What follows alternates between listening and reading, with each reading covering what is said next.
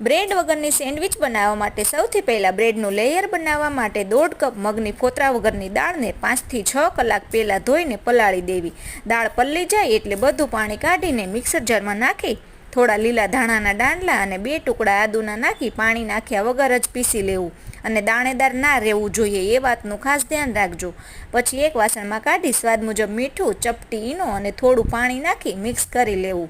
પછી એક ચોપરમાં ગાજર, કેપ્સિકમ, 1 થી 2 તીખા લીલા મરચાં, ડુંગળી, ફુદીનાના પાન અને આદુના ટુકડા નાખી એકદમ ઝીણું ચોપ કરી લેવું.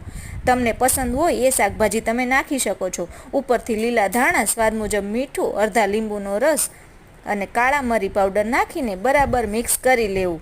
હવે સેન્ડવિચ બનાવવા માટે આવી રીતે ટોસ્ટરની અંદર બટર લગાવીને બનાવેલું બેટર નાખી વચ્ચે થોડો ખાડો કરીને ચોપ કરેલા શાકભાજી હતા તેને નાખી ફરીથી ઉપર બેટર નાખી ગેસની ફ્લેમ લો રાખીને બંને બાજુ બટર લગાવતા